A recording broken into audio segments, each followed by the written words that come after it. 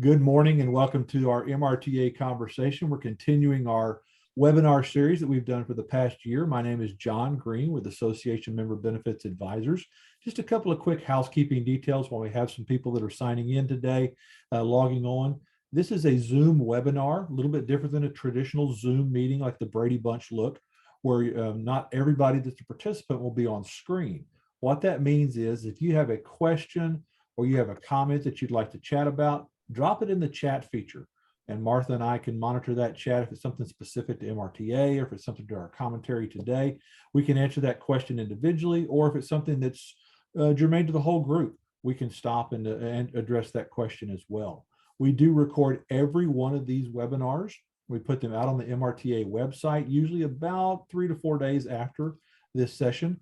We highly encourage you to go back and look at those, refer your friends out there. Even more importantly, and especially this topic we're talking about today, let's put that out there with your family members.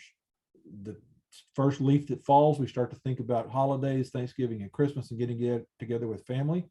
This is an excellent time to talk about this subject here. So also you'll notice at the bottom right-hand corner, a QR code that's on the screen. Make your smartphone handy to you because we're going to use that later on. All you do is you simply take your smartphone, open up your camera feature, just like we do in restaurants, hover over that QR code, a little form will pop up and you can ask more information that way. So we'll go ahead and get rolling through here. Want to bring on your newly elected president, Martha Schatz. Good morning, Martha. How are you today? Good morning. I am well, thank you. Well, it sounds like that you had a tremendous convention last week. Bo and Kel and Gary were telling me all about it. And I'm not quite sure what Kel and Gary did to fire up the crowd, but tell me what took place last week. You want me to tell you what Kel and Gary did? Well, I kind of heard, but I want to know more about the convention because I don't believe what I heard about Kel and Gary, but I saw some video and I kind of confirmed what I saw. So tell me okay, yes, we did have an excellent convention at Margaritaville, Tantera to most of us. We had 260 attendees, which was up from the last few years. So that was great. We had the governor actually visited us and spoke to us, which is the first time we've ever had that happen. And he stopped and took pictures and was quite cordial. We had some excellent speakers. We had Bob Wilson from Loggers. He's the executive director over there. We had the National Superintendent of the Year, who was also Missouri Superintendent of the Year, Dr. Curtis Kane, and he's at the Rockwood School District. And we had Dr. Brad Johnson, who is an author and nationally known speaker. And they were all very entertaining and gave wonderful information and were very well received. Chad Carden spoke to us briefly. He is with the Carden Group.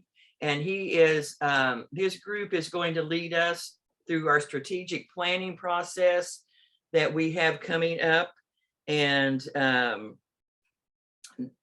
that's going to be quite a job, but I'm very excited about it. I think it's going to be much needed. And I think it's going to really give us clear direction on where we're headed. And I don't know if I'll go ahead and mention the survey if you don't mind. Absolutely. The surveys came out from MRTA asking you to do a survey for our strategic planning. They came out shortly after you may have gotten a survey from Rexingfield Group. And that was actually a 5-year-old survey. We're not sure why that even came out. That one you can ignore. The one from MRTA, we need you to fill out. And I think that may be going out again just to make sure that you do get that. And when you do, that one's okay. Fill that one out because we need that information to help us. We also had the Commissioner of Education in Missouri was at the meeting. She didn't speak, but she was a guest there. My theme for this year is going to be create a little magic with MRTA. We're going to talk about all the magical things that we do that you don't realize that we do, and try to get more people involved and get everybody fired up, and just go along with us as we have several changes coming up this next year. Outstanding. So I know you're going to be getting out on the road, going to see some of these, the local units and the districts and things like that. What would you do to encourage those on our call today to find a local chapter if they're not involved? How would you encourage them to get involved locally? Oh, well, there's local chapters everywhere. So they're usually not too hard to find. You can go on the MRTA website, and there's a list there of all the chapters, the units throughout Missouri. And you can do it that way. You can find a friend. You can contact the office, and we can tell you if they're where the local units are in your area. And that's a great way to start getting involved with your unit meetings, because the units are involved in the region activities, and then the regions are involved in what's going on in the state. So anyway, we encourage you any way, shape, and form. If you just want to do the unit meetings, that's fine. We do want you to be a member of MRTA as a state member. That doesn't mean that you necessarily have to do something as a state member, but we do want you to be part of that so that you get access to all the information that we send out to you on a regular basis. And the unit get-togethers are usually entertaining and fun, and we need you. All right. Well, thank you very much, Martha. Look forward to having you with us throughout our webinar series, especially as we get closer to election time, and then next year, whenever the legislature kicks back off again. I know we've got a lot of activities that way. So Martha's going to be joining us when she can, when she's not on the road, traveling to see most of you out across the state, but to just kind of update us on what's going on at MRTA, how you can get involved, stay involved in any particular pet issues. And then Maria will jump on from time to time as well. So Martha, thank you very much for being with us this morning, and look forward to a fun year. So thank you a bunch. Thank you. You're very welcome. Just a quick reminder, my name is John Green with Association Member Benefits Advisors. If you haven't joined us before, I live a little bit north of Houston with my wife, who is a elementary school teacher. She teaches second grade in the same school that she went to, that my 3 kids went to. I have spent the better part of my career in classes, in schools, helping active educators understand what their retiree years are going to look like. Most all of my time has been spent in Texas. I did send a son up to Mizzou for a year or so to get his master's degree up there. We loved it. In fact, he tells me he'd moved back to Columbia in a heartbeat. He enjoyed it so much. But thank you for taking good care of him while he was up there a couple of years ago. So just a quick reminder, and Martha touched on this, the magic that you as MRTA members create is so important. And MRTA is there for quite a few reasons. First and foremost, to be a huge watchdog on your pension, to make sure that those things that you worked for all your career are there when you want them to be there. Preserving any type of benefit that you may or may not have taken when you left the school, a little bit unique in the manner in which that Missouri does some of their education benefits for retirees, keeping you connected to that local community. I'm excited to hear that you had 260 plus people down there in Lake of the Ozarks last week. It's exciting to get back together. I think we all missed that over the past couple of years. And the magic of being back together can really fire up the group to do great things. And then to come in, MRTA does so many things to give you exclusive benefits, discounts, fun stuff, things that can make your dollar stretch further in this inflationary time, but just ways to stay involved, ways to take care of issues that probably you don't have taken care of once you left the school district. And so that's what MRTA is there for, how to create that magic. I can tell you, and Martha knows this, the staff that you have at MRTA is one of the best in the country. I have the privilege of working with several associations across the country. The ladies at MRTA, the staff there are phenomenal. So next time you see them, give them a pat on the back, a big hug, because they do such a great job on your behalf in creating that magic for you as members, which then you go and create magic, not only for your fellow retirees, for yourself with what you do from a legislative standpoint, but the way that you give back to the schools through the foundation is so phenomenal. I think I heard a number, Martha, you correct me if I'm wrong, The foundation has now given over $500,000 back to school teachers. Is that correct? Yes. That is incredible. That blows me away. I love to see the pictures when you're back in those schools, supporting public education, taking care of those teachers just like you wanted to be taken care of when you were in the classroom. So MRTA creates that magic, and we want to help do that. And that's part of the magic and the advantage of having association member benefits advisors and MRTA together. At AMBA and MRTA, we provide you these benefits that fill those gaps that weren't covered whenever you left the schoolhouse. They're portable if you leave the state for whatever reason. We usually have about 10% of our members on these calls that are out of state. And so if you leave the state, they're not tied to any network. You can go anywhere. Some of you may snowbird down in the South with us. You know, you can take your benefits anywhere.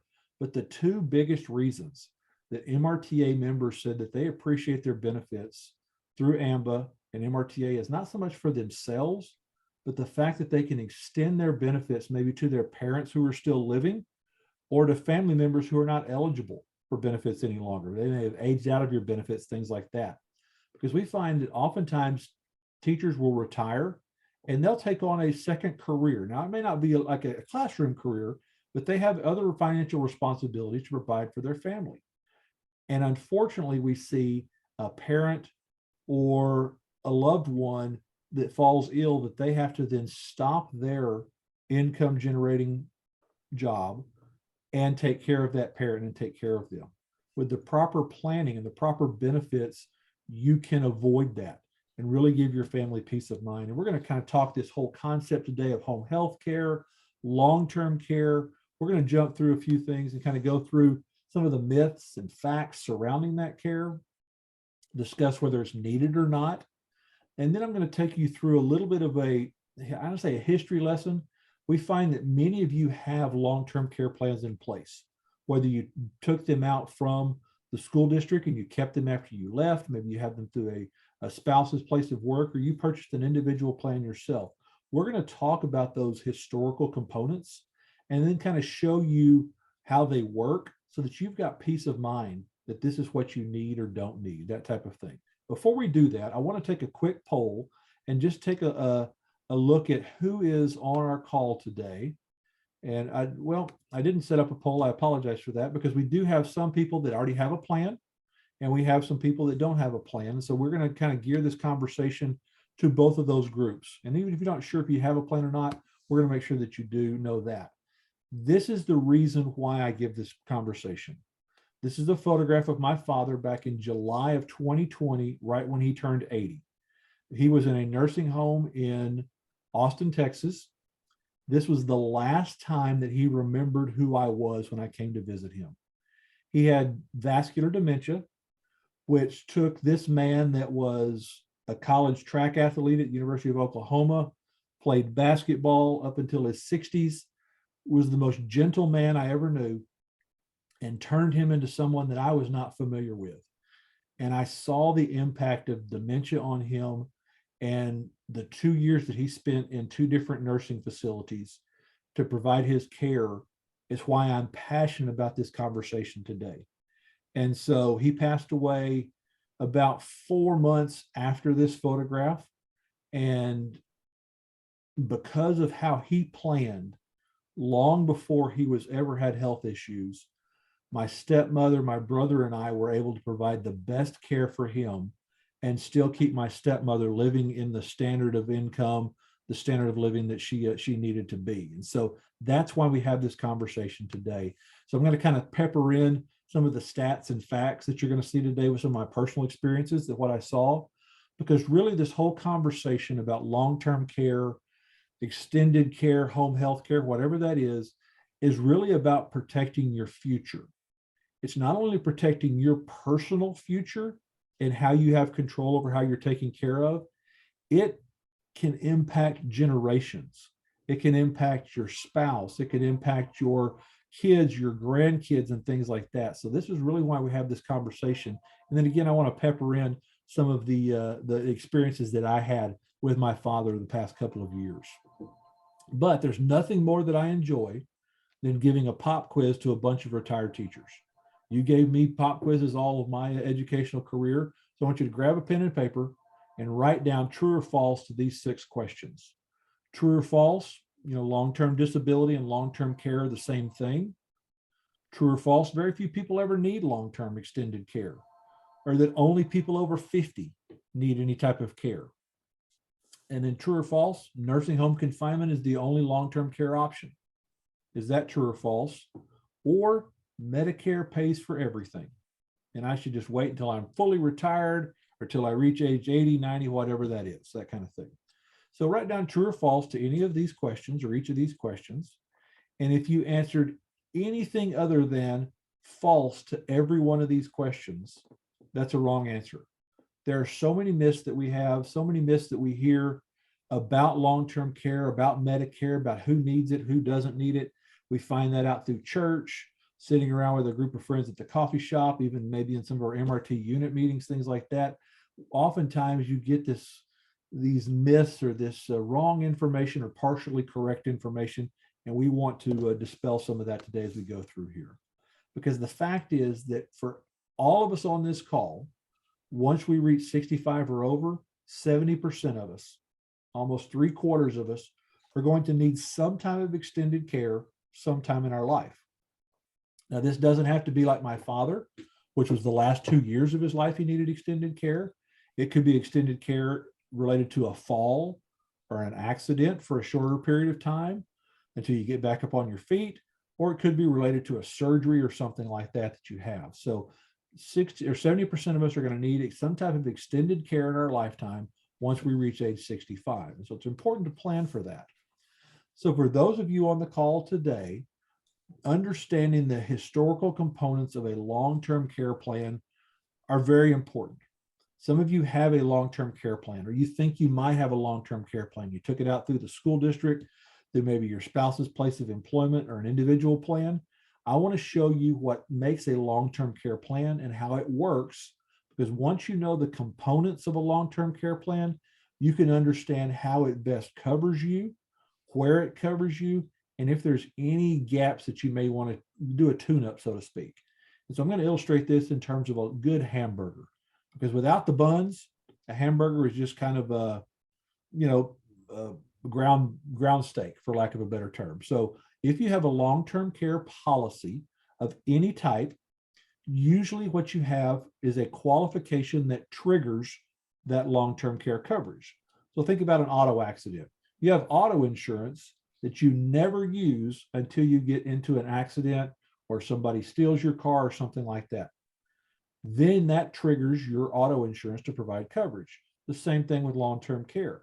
The first thing that you have that would trigger your care coverage is what's called the activities of daily living. Most policies require that you lose 2, maybe 3 of the activities of daily living, such as bathing, toileting, dressing, getting yourself fed, continence issues, being able to transfer from maybe the bed to a chair, something like that.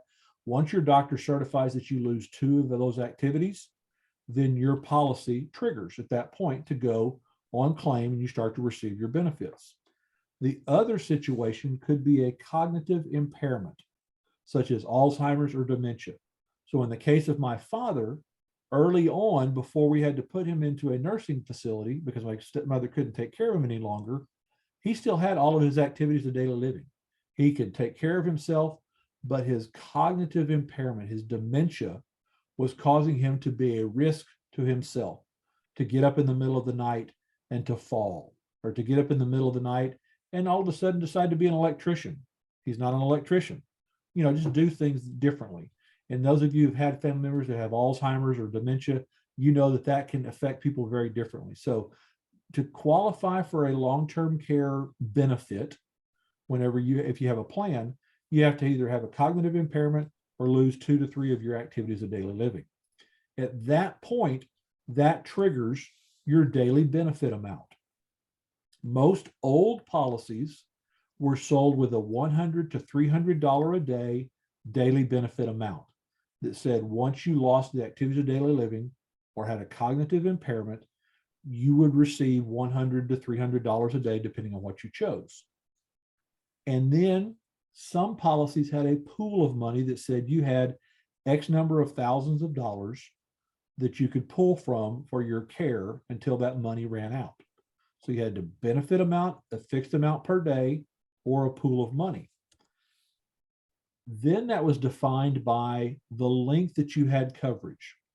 So let's say, for instance, my father, he had $100 a day of care for himself that lasted for anywhere from 3 years or 5 years or a lifetime. In his case, he had a lifetime coverage on his policy.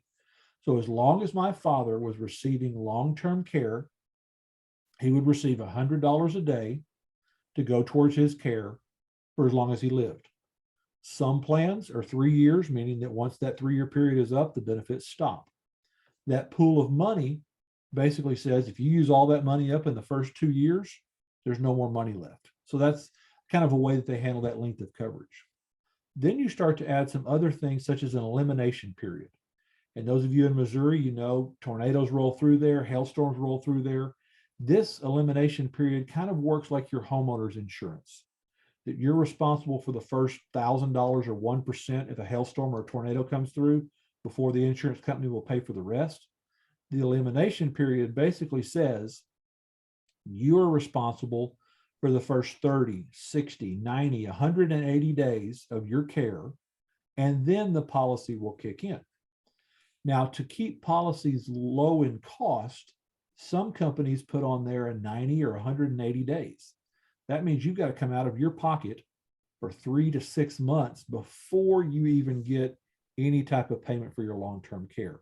So we want to watch that elimination period. I encourage you to have that reviewed, because that way you can understand what would be out of your pocket before you got coverage.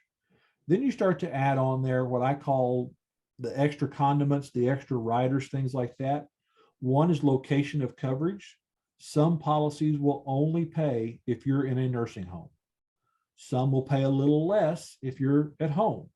Some have no coverage for an assisted living facility. So location of coverage is another thing that you can vary within your policy.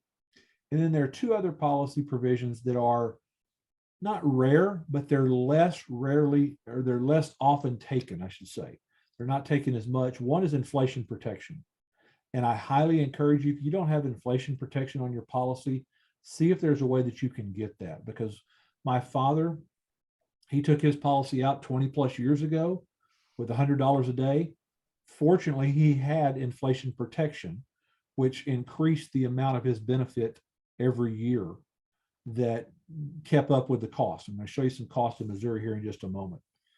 The one thing too to look at, if you have a policy, that inflation protection may have been an offer where they would send you a letter every 2 years that says, would you like to buy up your daily coverage?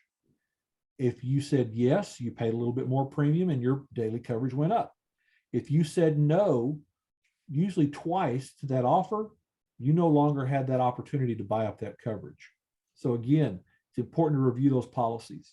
And then some policies, this is very rare, some policies have a non-skilled services option on them, which means that it would pay a certain amount of money to have someone come to your house and cook for you, provide some light housekeeping, maybe help you get in and out of bed, change clothes, things like that. Non-skilled services. They don't have to be provided by a skilled licensed nurse, something like that. It's pretty rare, but it's a great policy to have.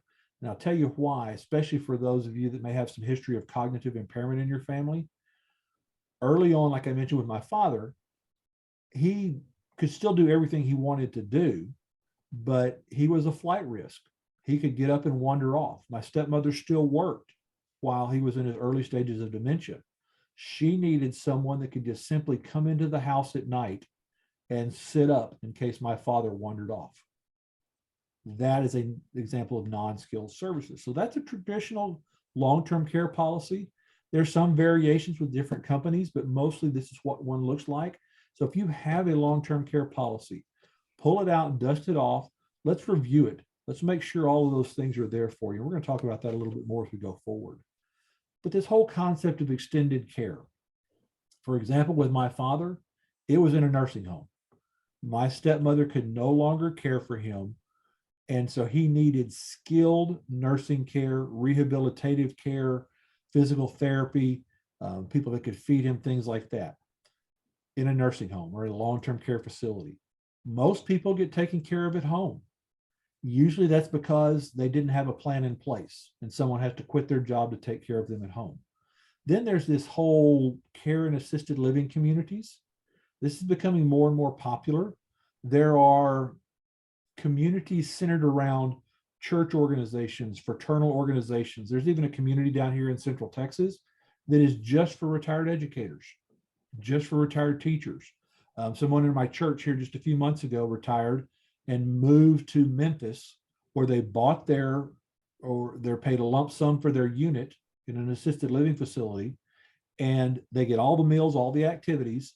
And then as their needs progress, if they need someone to come in and administer medication or check on them more frequently, and then start to maybe help them with their clothes and bathing, things like that, it just provides that continual care throughout their life. So again, that's another neat way that extended care can be provided to you. So it gives you a wide range. No longer is it, do you have to put somebody in a nursing home, or is it just stay at home? There's a wide range of places you can get extended care. And just as wide as there are ways you can get extended care, how you pay for it also varies. Most people pull from their personal assets, and we're going to talk a little bit about that in a moment.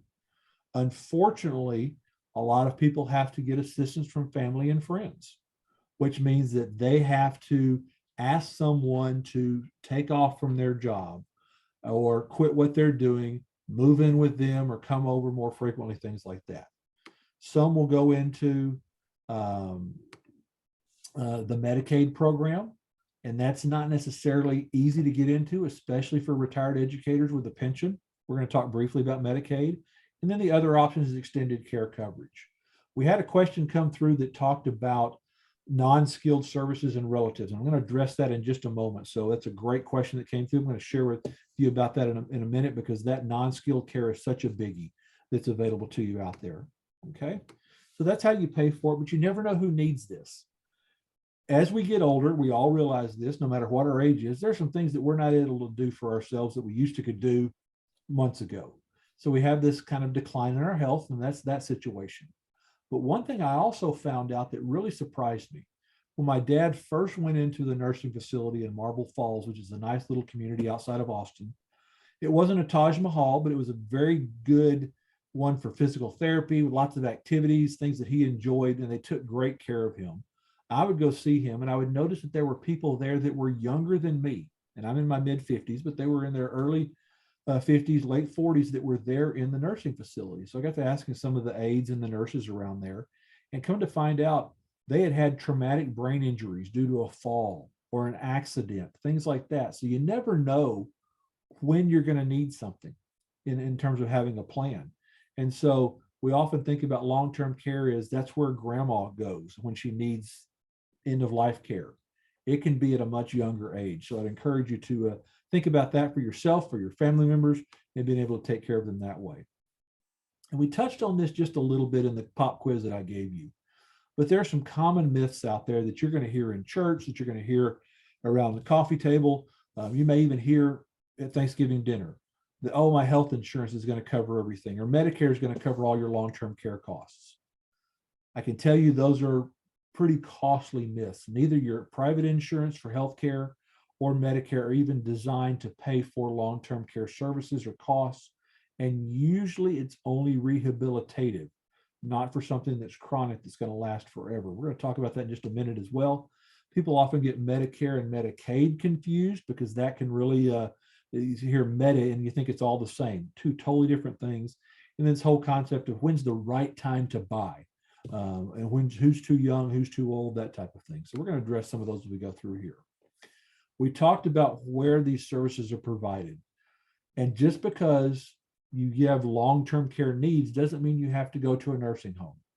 In the case of my father, my stepmother kept him home as long as she could be able to provide the type of care that he needed.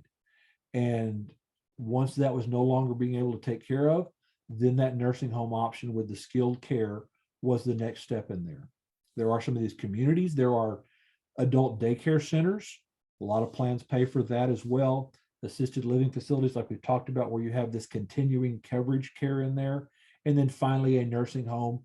And then my father's final 5 or 6 months of his life was a true memory care facility that was specialized for his needs for Alzheimer's and dementia patients. And so again, there are different type of specialty things because those different type of needs require different services. And having a good plan, and we were very blessed, my father had a good plan in place that allowed those services to be paid for and the type of care that he deserved to have it in there. Now, I want you to grab a pen because I want to give you a website that I want you to write down. This is a look at the cost of care nationally from Mutual of Omaha. Mutual of Omaha, as you probably know, if you remember Marlon Perkins and Jim chasing down Wild Kingdom stuff and all that, same company that sponsored that, has been a big provider of long-term care for many years. And they basically go out and survey, and they said that nationally, the average is about $25 an hour for a home health aide to come to someone's home to do those care items for them there. Assisted living facilities where you have your own private apartment, for lack of a better term, and then get advantage of meals and activities and things like that, about $6,000 a month. A semi-private room in a nursing home is a little over $108,000 on a national basis, and a private room is about $123,000. My father, again, when he was in the first facility, was about $6,000 a month for a semi-private room.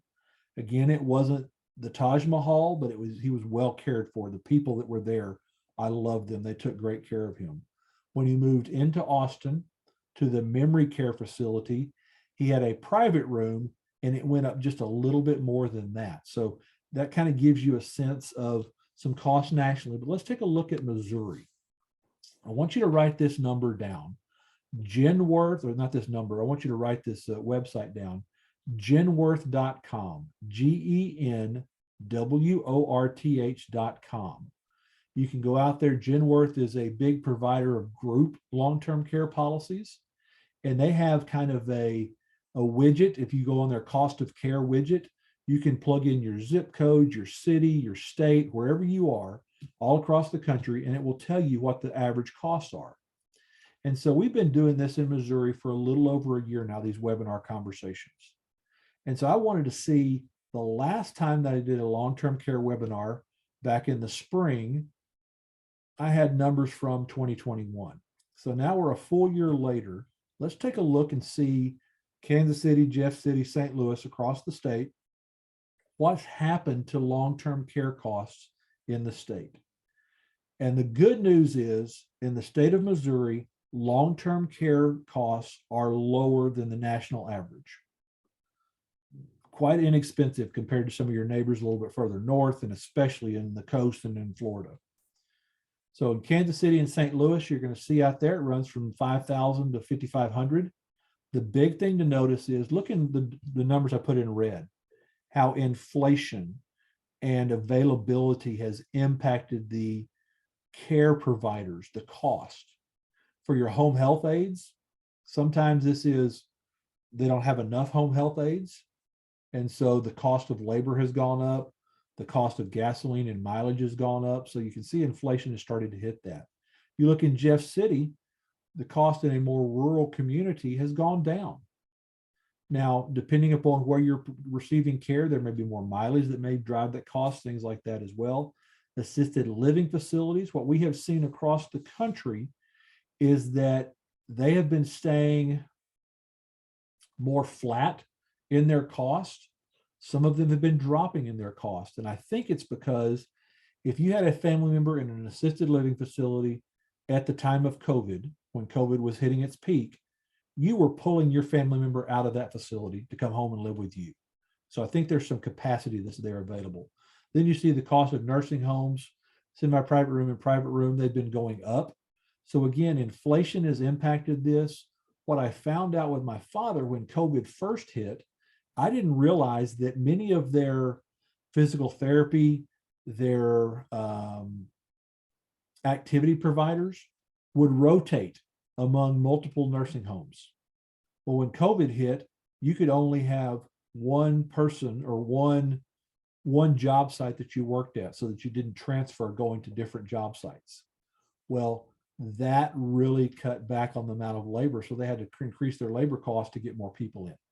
And so we saw that drive up some of the costs that way as well. So go out and check out genworth.com, look at their cost of care widget, and you can plug in your personal zip code and where you are, and it will tell you what your costs are to kind of get a good sense of what's out there. Again, I mentioned Mutual of Omaha. Mutual of Omaha is the preferred endorsed provider by MRTA. They're the ones that AMBA has researched. They're a very stable group. They've been around forever, a strong carrier, but they give us some stats every year. And these are some stats from last year that basically says who uses long-term care. On average, the age that person goes on to claim is 78 years old. And overwhelmingly, women are long-term care users compared to men. And usually that's because maybe the husband in the household gets sick or gets ill or needs care, and the woman wears herself out to keep dad at home, doesn't want to have to put him in a facility. Dad passes away and she's worn herself out, and the only place she can go is into a nursing home or needing long-term care. So you see that overwhelmingly that way. The top three reasons for care: dementia, heart disease, and arthritis. Arthritis kind of surprised me that would be a reason that you would lose your activities of daily living and have to have someone provide care for you that way. And so let's get back to talk about how you pay. Some people, you've worked all your life, you've worked hard, and it doesn't make any sense for me to have someone tell you where you're going to live. You should have control over that. But when you have a long-term care need, you can't just call up the pension board and say, hey, can you double my pension payment? So you've got to start using funds that maybe you've saved up in your nest egg. And these funds could be in some sort of a tax deferred plan, an old 403B or an IRA or something like that, that you're not ready to dip into because you may have to take some tax consequences when they come out. Or it may force you, and we see this a lot in Texas and up through the Midwest, you've got family land that's been passed down through generations. You may have to sell an asset that you didn't intend to sell because you want to pass on, something like that. So again, how you pay to use your savings, it may not be as easy as you want it to be. And then some people say, well, we'll just go on Medicaid, or we'll hide all of mom's assets and then hope she doesn't need care for several years, and then Medicaid will take over. Medicaid is truly a last resort program for people with very limited assets. You have to spend down those assets to qualify, and they look back. What means that say you go in and say, all right, mom needs care, we want to apply to Medicaid. They'll say, all right, let's look at her assets. Oh, I see that you sold her house, or that you transferred all this money back 3 years ago. You were maybe hiding something. You don't qualify. And then even if you did qualify, the state can come back in after you pass away and seek reimbursement from your estate for any benefits that were paid out for you. And as I mentioned, and we're going to talk about this a little bit more in long-term care 201 next week, your pension usually prevents you from being a Medicaid eligible individual because you've got this steady income. And most people don't want to assign their pension over to the state. They want to keep that because they've got responsibilities back at home. So that's how people pay that way. Well, some people think, well, Medicare is going to pay for this. Medicare does pay a little bit for long-term nursing nursing home care, but is just for skilled nursing. And let me kind of give you an example here. I want you to write down some numbers as we go through here so you'll see what Medicare pays for. Write down the number 3, first of all, because Medicare will help to pay for your skilled nursing care in a facility after a 3-day hospital stay. Okay, so you go in because of a fall and you break your hip and you stay in the hospital 3 days and have your hip replacement surgery done.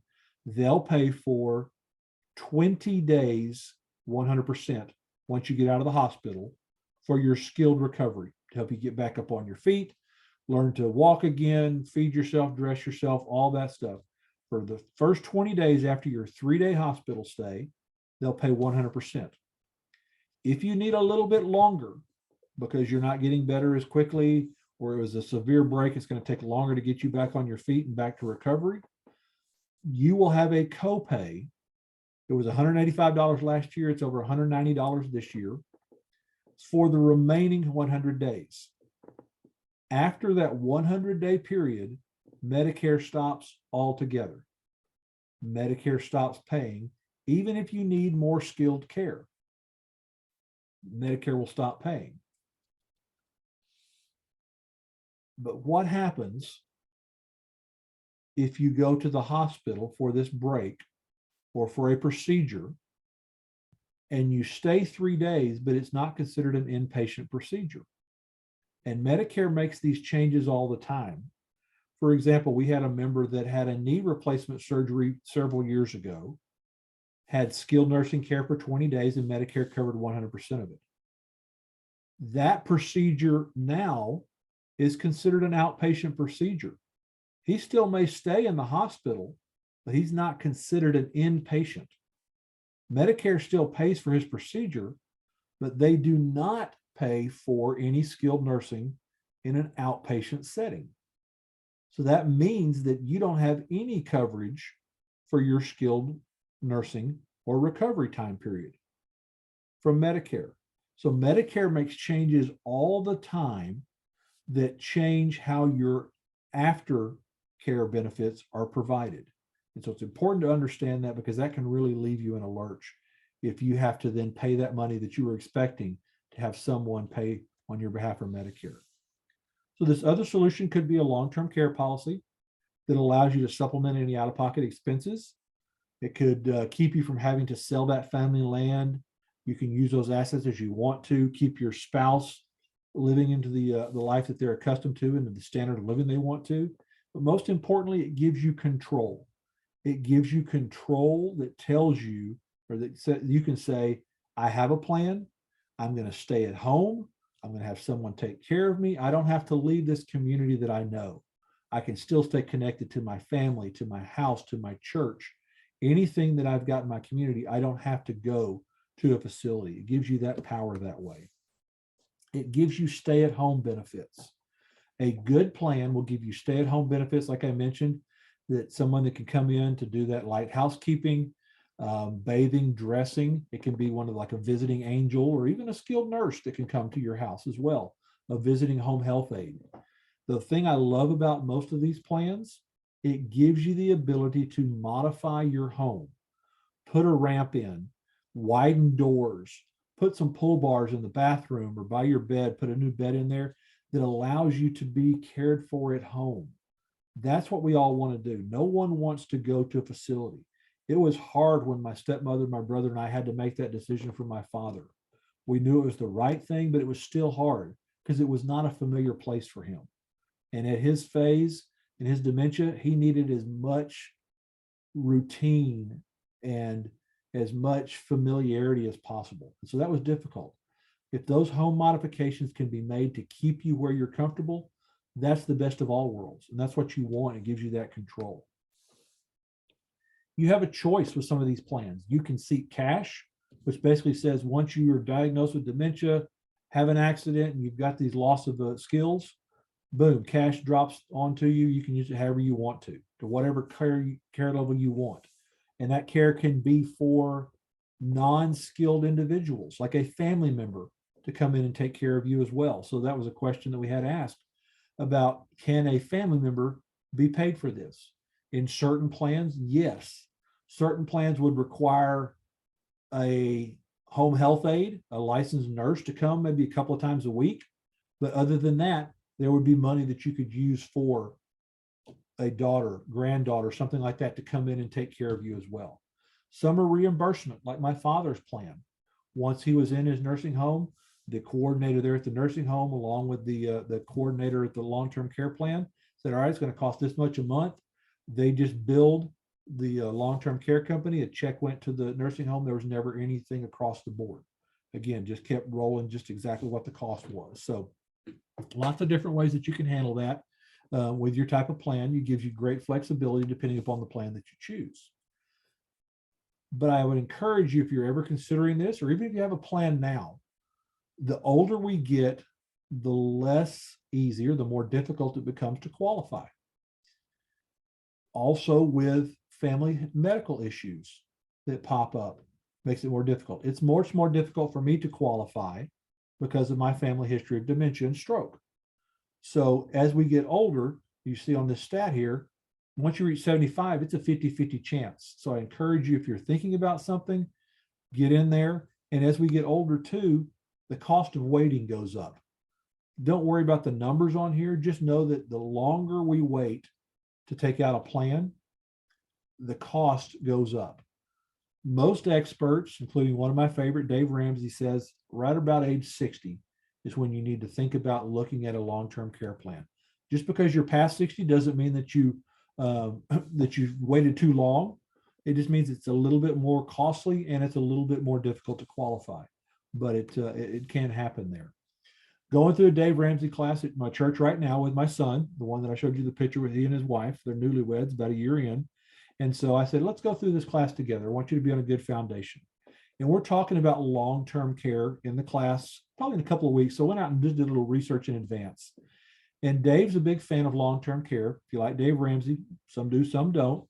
But his big reasons are you stay at home longer. You're not going to burden your family and friends.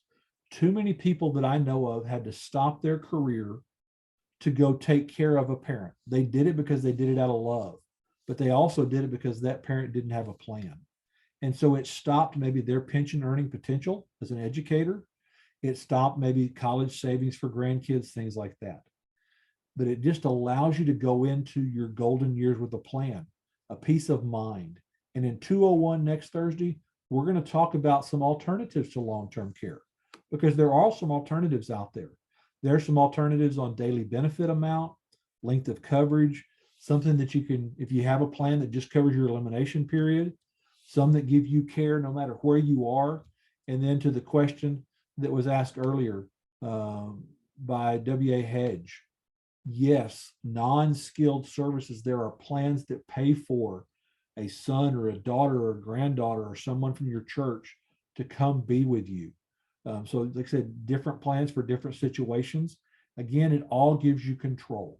And that's what we want. It didn't make any sense. You've taken care of our kids for 30 plus years in the schools. It doesn't make any sense to go into your years afterwards and not have a plan and not have control over how you're taken care of. So I want to open it up to see if there's any questions. We had that one question about non-skilled services. If you've got a question, drop it into chat, put it into Q&A.